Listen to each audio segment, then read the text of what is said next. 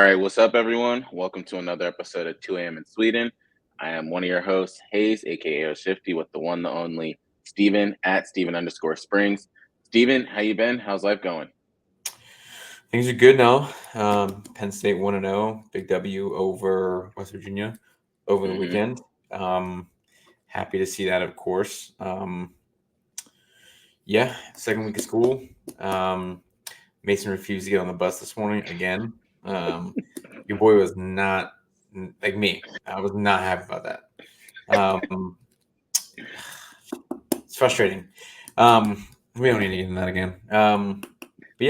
Baseball again tonight. Short week. Penn State back in action on Saturday against Bowling Green. 32.5-point favorites right now. Mm-hmm. We have Bowling Green. They have a bye week, early bye week. The season started in August. Things are good. Lots of college football, a lot of decent things. Some good games come up this weekend. Texas, Michigan. That'll be a great game. Colorado, Nebraska is a night game. That's gonna be pretty dope. Very excited about that one. All good things. How you doing? How you been? Before we get into me, I'm going to just start off with Steven might as well just tell the whole script of the show because that was definitely going to be the college football segment. But not bad, travel tomorrow to Detroit, so that's kind of the main thing. And then the weekend will just be chill. Other than that, I was with the brothers this weekend at Myrtle Beach, so that was kind of the big thing. Yeah, so I'll talk about that in the what you got at the end. The big thing I do want to talk about is the hot takes that have happened. So we'll start off with the pros, then we'll go into college. Ricky Pearsall. So for anyone that doesn't know, he was shot. The bullet went through, I'm pretty sure it was the right side. Yeah, it had to be the right side. And it went out the back, so it was not engaged in him, which one is crazy. Two, a couple of days after he was in the hospital, they said he was back at the training facility. For starters, you're not seeing me for at least a couple months. I am not going back to the training facility. But what are your thoughts on how things are viewed now when these players get shot and they almost make it seem as though it's an everyday occurrence? So I guess the first thing is that I'm glad he's okay, right? Yes. That's number one. Number two is I feel like athletes are just built different from time to time. Absolutely. Now, we've all seen the stories of people getting shot and showing up the next day. Mm-hmm. But not that it's like any different. Not that it's like less. I'm not sure how to phrase it, but like my man's getting ready to go back to work, and he's not like sitting behind a desk. No. Right? Like he's gonna be out there on the field, and he's gonna be putting his body through it. There's no like he's out at least 4 games. They put him on the whatever list, the pup list. Very fair, as you should be. Take some time to rest and be happy you're alive, I guess, right? But my man's still gonna go back, be in the gym, doing what he needs to do to get back to football strength because football players are crazy. Mm-hmm. Like he'll be back in a month or so, and like unless during the game, the broadcast when they talk about it, it's gonna be like nothing happened. Mm-hmm. What did you do from the Redskins, right? Brian Robinson. Yeah. So it's thank God he's okay, but crazy situation, but also crazy he'll be back at work like soon. Yeah. Like you said, you wouldn't see me for a couple months. No, absolutely not. I'm taking all of the workers' comp, insurance, everything that is needed in that situation. You bet your ass I'm not going to use a day of PTO because y'all are going to pay for that. Absolutely not. You're paying it all.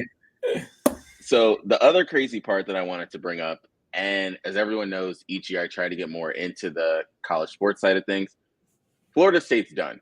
It's kind of their season's over. Me personally, but what are your thoughts on Florida State losing back-to-back weeks?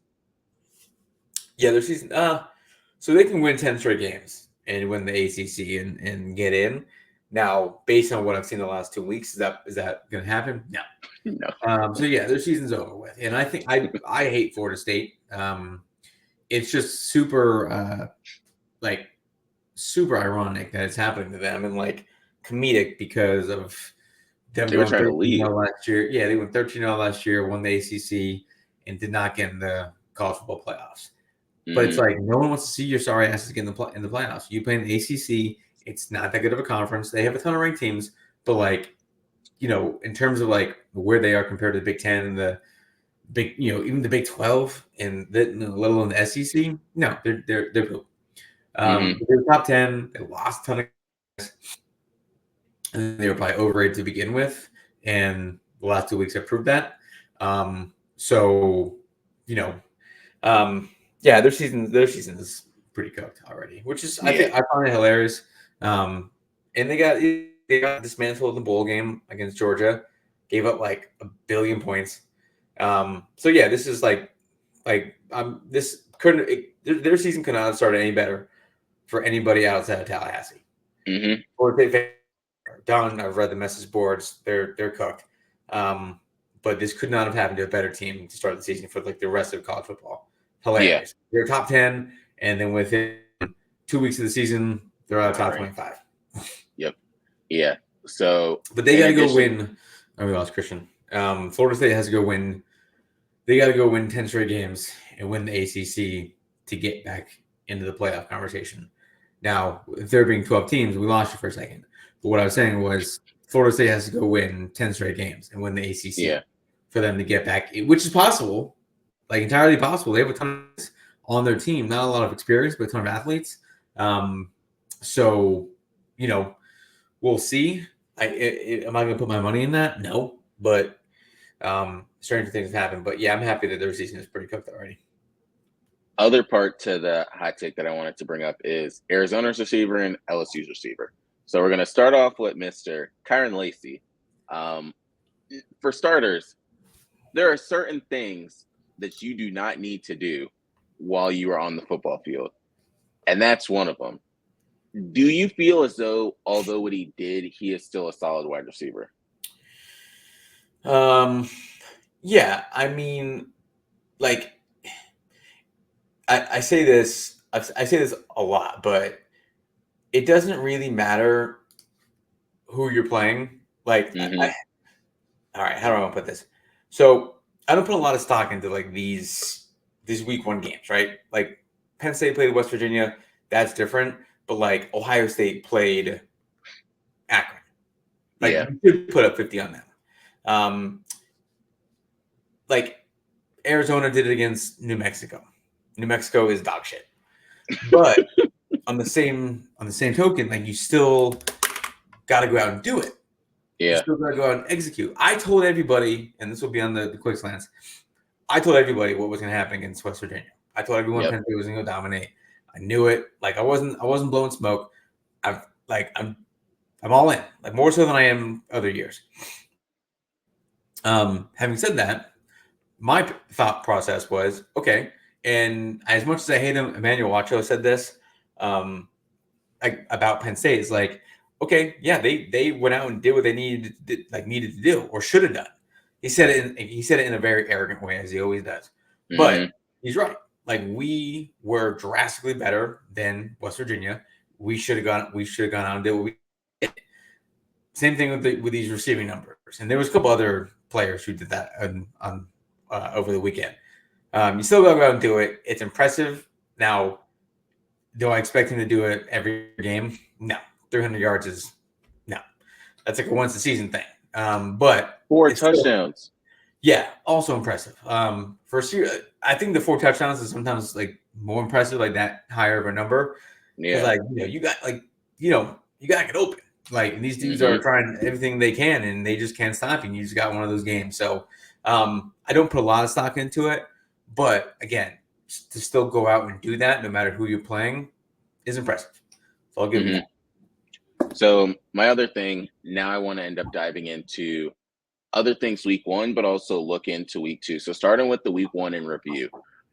Most of the games, as we know, were just the lower school just was paid to end up going to go play against XYZ. We saw that with not Georgia, but Ohio State. We saw that with. LSU's going to have that same thing coming up, like against Nicholls State. But of course, we saw good games. Penn State had a good one, but then you see like Ole Miss and other schools like that. Kind of going forward with that, what did you take away from week 1 or even week 0 outside of Florida State losing 2 games? I don't think a team like Oregon, Michigan, and I've said this about Michigan before, I don't think they're going to be as good as like anywhere close to last year. Dylan Gabriel at Oregon is not Bo Nix. Yes, he's had a ton of good seasons, but like he's been around for a long time. Bo Nix was too, but I don't trust Dylan Gabriel as much as I trust in Bo Nix. Michigan, they don't have a quarterback who is capable of being J.J. McCarthy. Now, J.J. McCarthy wasn't setting the world on fire, but he's a very good college quarterback. They have a great defense. They struggled against Fresno State at home. Wasn't for Will Johnson pick 6 late in the game. Game might have been closer. They dropped the spot in the AP poll. They play Texas at home this weekend. I think Texas is going to beat them. They're not going to rock them. They're not going to put up a lot of points, I don't think. I think this will be a better game for defensive people.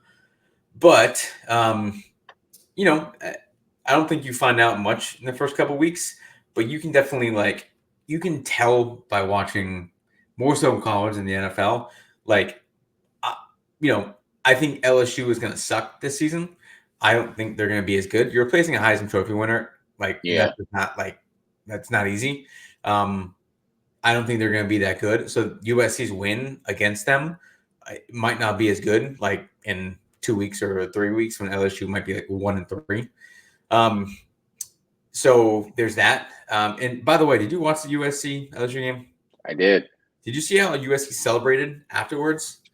Like they won the national title? In the locker room you talk about? No, just like on the field, there was confetti, dudes doing like confetti, snow angels. It was hilarious. Clemson is also dog shit this year. They are. They've fallen pretty hard. Notre Dame, I think Notre Dame is going to be good. But again, I don't think Texas A&M is going to be that good. So what is Penn State's win versus these week 1 to week 3 to 4, first 3 or 4 games of the season? I don't put much stock unless you're playing multiple ranked teams and you fall into that trap, whatever. But Penn State's got Bowling Green this weekend, Kent State after that, and Illinois. You want to see from what you did in week 1 to week 3 or 4, you want to see consistency. If Penn State goes out and puts up 60 on Bowling Green, yeah, okay, cool. We do it again against Kent State, cool, dope. But we put up 14 against Illinois instead of the 40 plus that we should. That's what makes college football so much better, I think. To watch because especially with the 12-team playoff now, there's gonna be the game's gonna be way more competitive as the season goes on. Because you can lose a game now. Sometimes your season isn't over if you lose a game right now, but it's tough to climb back up on the rankings. So with the 12-team playoff, if you lose the game now and you're the 4th ranked team, you drop a little bit. Maybe you're one of those teams in the 12 to 15 range now. You drop a game right now, you can still climb back up because other teams are going to lose.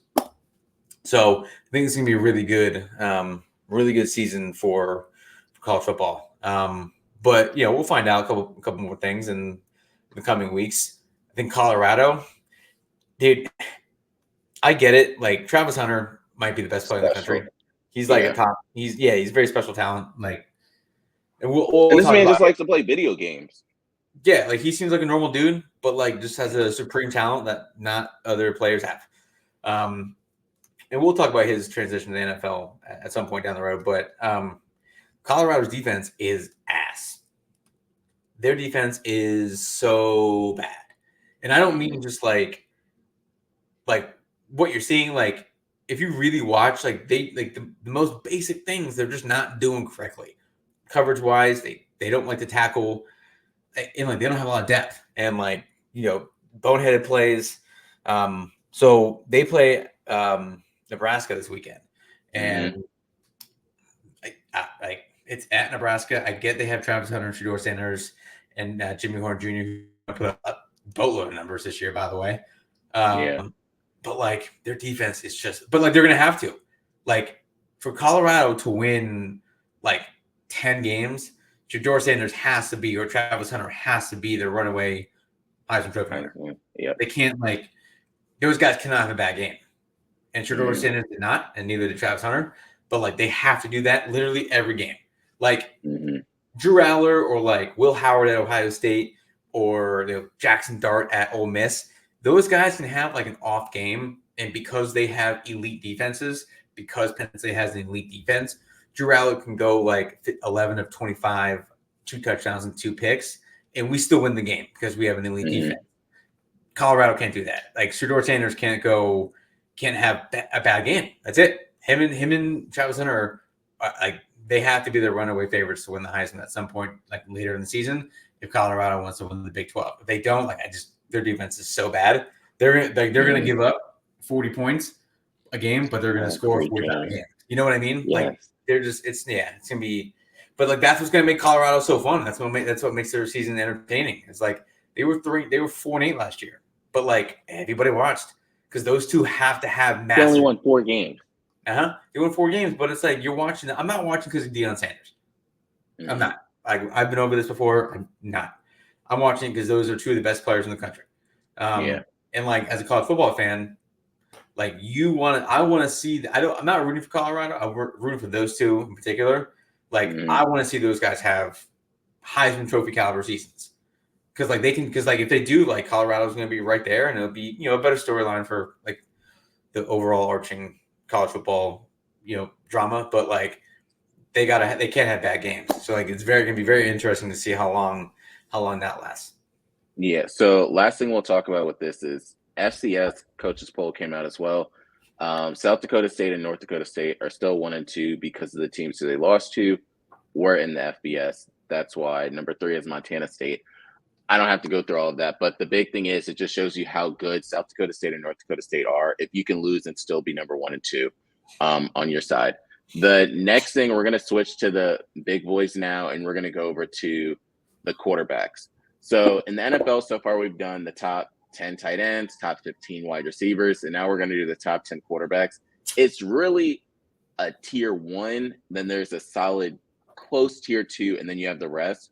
Do you want to start or do you want me to start? I'll start. Okay. I was like, I have to start. Okay. So remember, this is just fantasy. Yeah. This is not where we think these players are like 1 through 10, right? Just fantasy. You need to make that note. Just like Christian is not allowed to give financial advice or don't take what he says. I got Josh Allen number 1. Like his season, even without Stephon Diggs, I'll just say even without Stephon Diggs, I think Keon Coleman's going to get a ton of love. I a ton. Great tight ends, great running backs. He's got a lot. He's got a lot around him. I mean, like we got to see it. Much like a lot of other guys on this list, not named Patrick Mahomes, we got to see it when it matters most. And he's been the closest. I know other guys on the list have taken their team to that point, but in terms of like those next guys, Josh Allen's a top like 5 quarterback talent in the league. Yeah, maybe like top 2 or 3. Like strictly talking about quarterbacks and what they can do. Like, there's not many guys in the NFL better than Josh Allen. I don't know what's so criminal to say about that. You know what I mean? Like he is one of the best quarterbacks in the country, in the NFL. Well, in the country, I guess. But he is. So I think he's going to have another really good season. You always pencil him in for being a top 5 fantasy guy. Oh wait, we go 10 to 1. Yeah. My bad. I just remember that. All right. Anyway, number 10, I got Caleb Williams. Again, much like Shedeur Sanders, he's going to have a big season. And I think they're going to let him rip it. Because why would you not? Right? Like, you draft a guy like Rome Odunze, Keenan Allen, like, you got the old head vet and the new young guy. So hopefully they can mesh well and kind of thrive off of each other. If they can, that'd be awesome season. He'll throw in some rushing yards, maybe like around like that 400 to 500 range, maybe less. But I think he's gonna they're gonna probably push for like him to get to like that 4,000 yard mark. Because again, if they want to win the division, get to the playoffs, he's gonna have a like rookie of the year caliber season. Stupid. Yeah. And this is all like common sense, right? This is all like duh. Number 9, I got Aaron Rodgers. I think he's got like one or two seasons left, not MVP caliber seasons left, but like really good seasons left. I think Garrett Wilson is.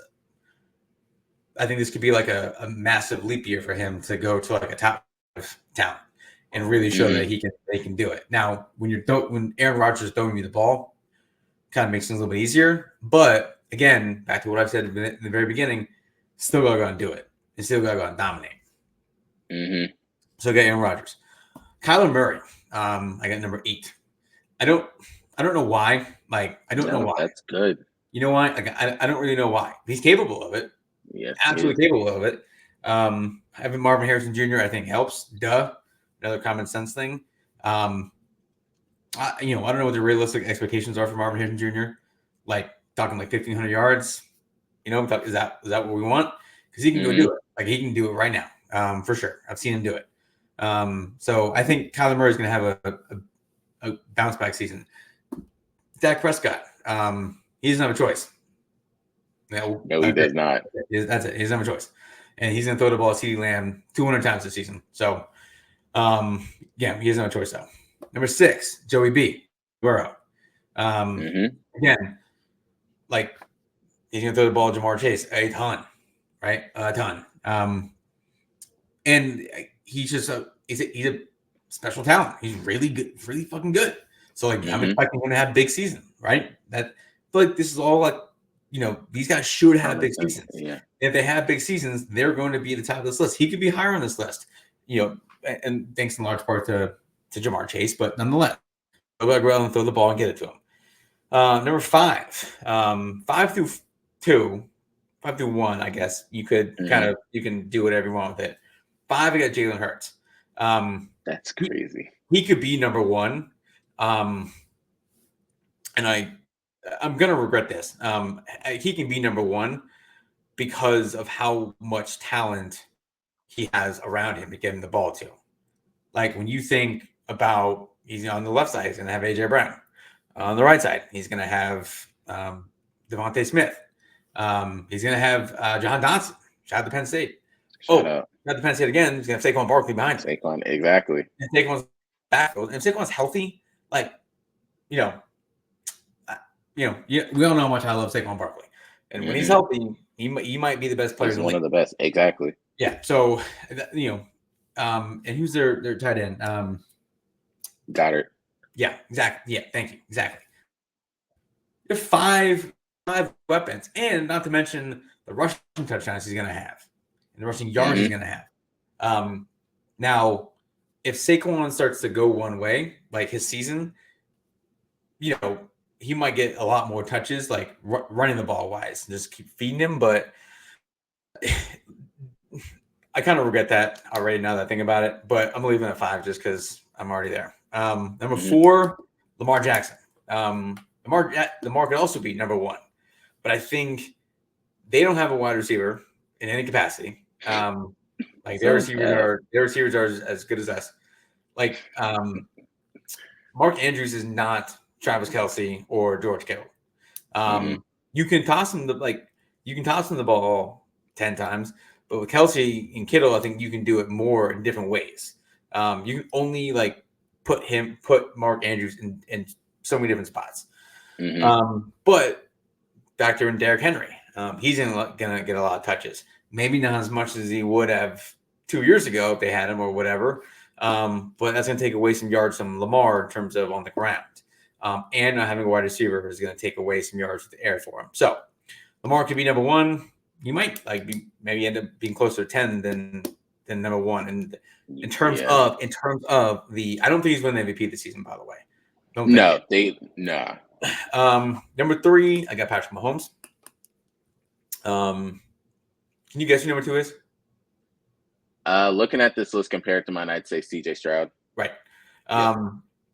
C.J. Stroud, I'm going to pencil him in for 4,000 plus. It can happen. I think him and Diggs, I think that's going to be a really, really good combo. And I've seen another guy, I've seen him in person. I've seen him do it. He's really good. really fucking good, as he proved last year. Patrick Mahomes, he could be number one. I think a guy like Xavier Worthy is going to be massive for him. It's maybe not like Tyreek Hill. I don't think Xavier Worthy's going to be like a possession guy like Tyreek was, but like that deep threat or like those quick slants or like, yeah, he's going to be a huge weapon. And obviously you have Travis Kelce. I don't know how much longer Kelce has. I don't know how many tight end, all pro seasons he has left, but it's Patrick Mahomes. Now he might toss a boatload of interceptions, but Yeah. by that I mean like maybe 12 or 13 or whatever. But like that's because their plays are just made like that. Like he's tossing the ball down the field and putting it in those positions. 4 times he's not putting it in a bad spot. But nonetheless, I got Patrick Mahomes at 3, CJ Stroud number 2, and Josh Allen number 1.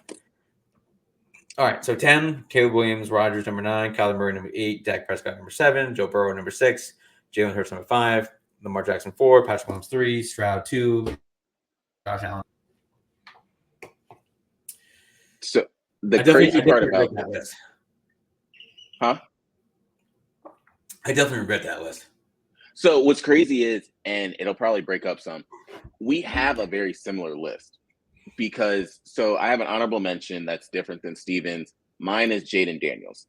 It's either going to be Caleb Williams or Jaden Daniels that's going to be that top rookie quarterback. Number 10, I have Kyler Murray. Number 9, I have Jordan Love. Just because of all the weapons that he has there, I only regret it when it becomes cold. Because when these quarterbacks got to throw in the snow, it messes all fantasy stuff up and they like to go to the ground. Number 8, Matthew Stafford, just because of Cooper Kupp and then Puka Nacua. Number 7, same number 7 as Steven, Dak Prescott, so I don't need to say that again. Number 6, I have CJ Stroud here, and you'll see why in a little bit, but I agree. I have a game for us next week. It's about the triplets and various different teams, because that's a big one. When you have those 3 wide receivers, we have to figure out who's going to be that prime one you end up going to. Number 5, just like Steven, Jalen Hurts. Don't need to, I don't have to talk about that one. Number 4, I have Joey B there because I know Joe Burrow is going to force feed Jamar Chase the ball, especially so we can get that contract.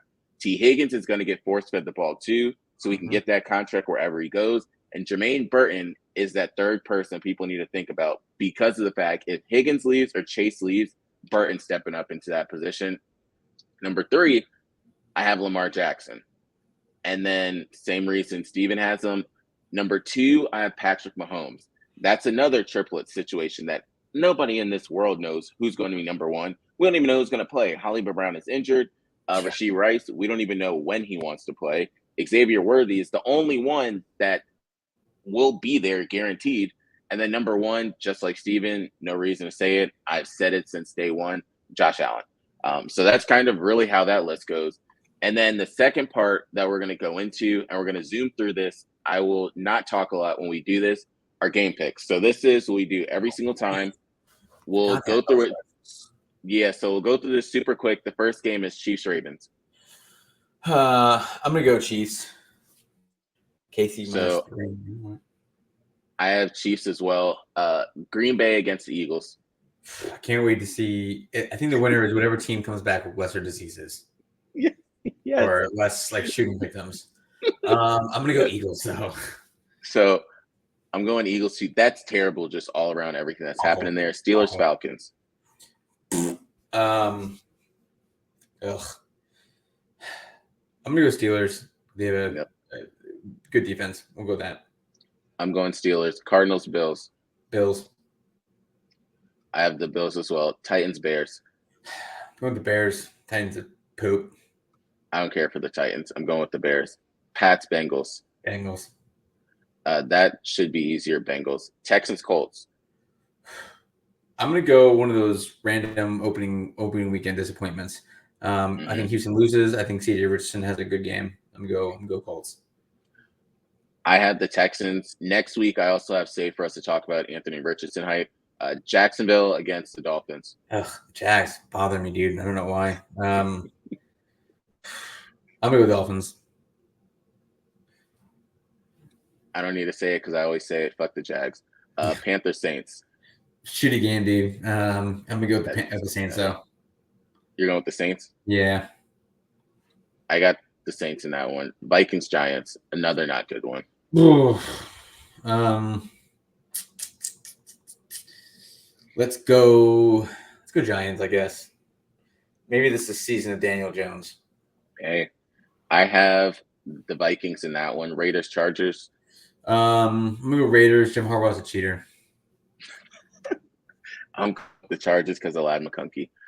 Broncos Seahawks. Broncos Nation, let's ride, baby. No, I'm going with the Seahawks. I had to say that though. I'm going with Seahawks. So I got the Seahawks. Cowboys Browns. I'm gonna go Cowboys. I think Michael Parsons wins defensive MVP this year. Now I can say this because 6 out of the 7 of my drafts are done. I have the Cowboys defense in every single draft possible, just because that defense should be able to. I don't think Deshaun Watson's going to be Deshaun Watson yet. It might take him another year to get there, but I have the Cowboys in that one. Bucks Commanders. Bucks. I have the Bucks. Rams Lions. Oof. Let's go with the Rams. It's not bad. I think I have the Lions, but I can see Matthew Stafford finally getting his lick back. Jets 49ers.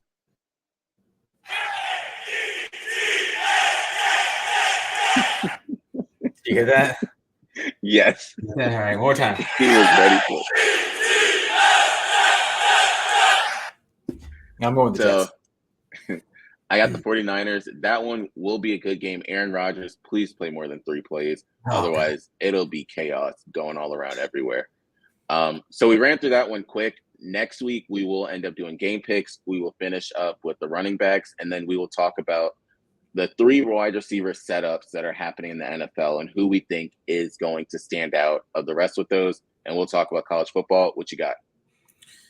Yeah, shout out to the boys. Shout out to Penn State. I went back and I watched last year's West Virginia game compared to this West Virginia game this year because I'm a nerd like that. Like, defense is going to be elite again. It's going to be hard. It's going to be hard to be as good as last year. It's really the best defense in the country. Nonetheless, we'll be a top 5 defense. Watch out for Tony Rojas. Okay? Write that name down. Tony Rojas. I would not be surprised if he is an All-American at the end of the season. Tony Rojas. So there's him. Offensively, Drew Aller, Penn State's quarterback. He looks so much different. He just looks – he should, being in the second year as a starting quarterback, you should get better. And I said it from the very beginning with Penn State football. Our offense last year was dog shit. In like the explosive play categories, which is like I think 20 plays or more, we ranked in the bottom third of the country, which is terrible. Still scored a bunch of points, but not the way you really want to get it done. A lot of nickel and diamond down the field. We had 6 of those explosive plays on Saturday. Offense looks better. Drew Aller looks way better, making NFL throws. He did a lot last year, but a lot more confidence this year. I'm not saying we're a national title team, but I'm saying we're a national title team. Pencil your boys in for being a top 4 team this year. We're going undefeated. We're going 12-0. I swear to God, dude, if Penn State wins the national title this year, you won't hear from me for months.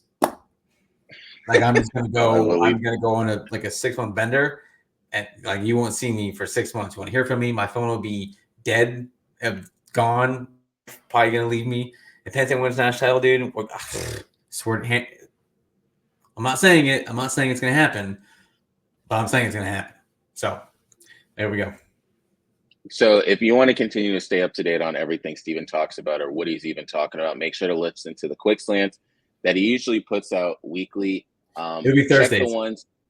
It's on Thursdays. Make sure to listen to the one when he talked about their chances against West Virginia and then what the outcome was in that game because he talks all about it. I really don't have anything. I'm just excited for the NFL to be back with college football. I did get NFL Sunday ticket. Not going to tell you guys how I did it because I got it for the $200 cost, not the expensive cost. So shout out to the homies. Shout out. By the way, also my patio is almost done. I got like another week left, a week and a half at most. So we'll pick a day coming up before it gets cold outside, and we'll do a show live from the patio. We gotta think of a name for the. I gotta think of a name for the patio though. So those out there in our fan world, start thinking about names for my patio. I might just call it like the patio, but that seems kind of stupid. But I need someone to think of a name. So when the patio is done, we can figure out a day. We'll do it live from the patio. So we'll put out a poll in the coming weeks, and then just make sure that people end up voting on it, so Steven can get his patio name. Other than that, we out. Peace.